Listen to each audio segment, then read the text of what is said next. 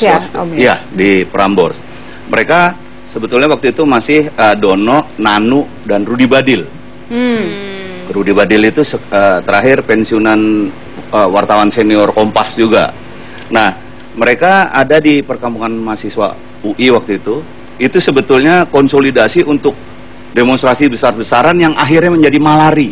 Oh, oke. 15 Januari ya? 74 ya. Oh, 74, ini tahun okay. 73 waktu itu bulan September.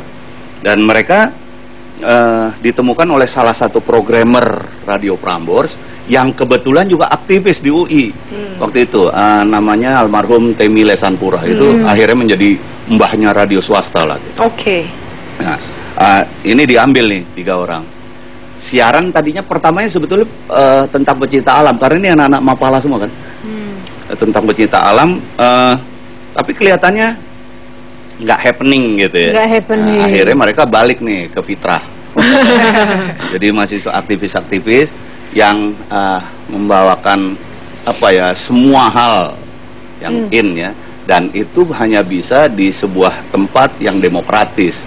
Nah, akhirnya dipilihlah obrolan di warung kopi karena menganggap bahwa pada saat itu daerah atau zona yang paling demokratis ya di situ, di warung kopi warung itu. Kopi itu sampai akhirnya masuk ke industri film, sampai akhirnya happening, terus masuk ke televisi, masuk ke rekaman dulu, kemudian masuk ke televisi, terus industri film.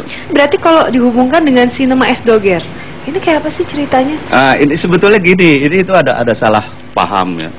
Warkop itu selalu kalau mau masuk sebuah bidang kita selalu research, selalu survei. Apa sih? Ini yang kita lakukan waktu itu, kita diminta film. Kita hampir setahun kita nyari tahu dulu apa sih film ini, seperti apa sih, harus bagaimana sih kita. Gitu. Arahnya mau kemana gitu ya? Akhirnya kita ketemu sama seorang sineas almarhum Teguh Karya. Nah, kita selalu tanya sama dia gimana sih untuk Warkop, karena kita kan latar belakang kita ya, pendidikan. Jangan sampai kita terus juga merusak film. Ternyata film itu miliknya menengah bawah waktu itu, film Indonesia, dan itu yang diistilahkan oleh Teguh Karya. Om Teguh Karya bilang bahwa ini beda ya, ini beda, nggak ada kelas di sini, yang ada selera.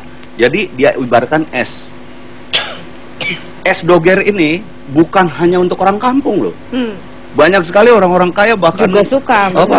Kennedy itu seneng es Doger ini gitu.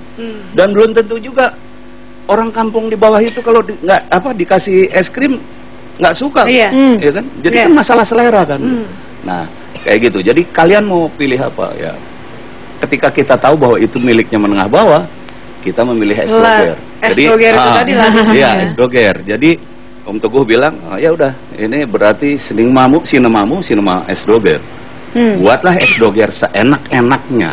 Tapi kalau menurut Om Indro, Warkop itu sudah memenuhi kriteria sebagai es Doger yang enak atau belum waktu dulu? Warkop itu nggak pernah terima gitu aja ya, nggak pernah puas gitu aja. Jadi kita selalu kepengen berubah-berubah gitu. Makanya kalau diperhatikan betul dari pertama sampai terakhir kan sebetulnya beda.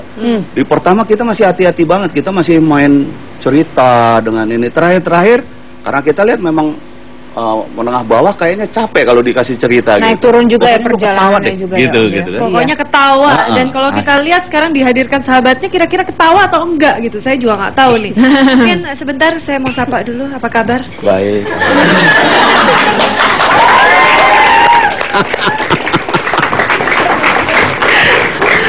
Aduh, lama nggak ketemu nih kayaknya ya.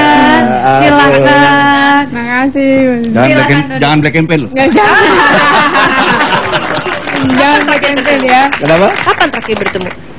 2 minggu lalu ya. 2 minggu lalu. Kita ada rapat organisasi kebetulan. Jadi kami punya organisasi gelap. Karena karena waktu kami rapat mati lampu. Gitu ya. Saya ingin tadi Desti ya. Desti betul. Ingin koreksi. Pak Indro bukan sahabat saya. Tapi dia adalah dunungan saya. Dunungan itu apa? Juragan. Bentar. Oke. Dari juragan. Kebanyakan ini sih kaskus sih. Saya tidak mungkin duduk di sini dan tidak mungkin bagi Toh dan saya karir seperti ini kalau tidak saya selama 7 tahun mendampingi beliau sebagai stafnya Warkop. Sip. Nanti akan banyak cerita. Ya. Nanti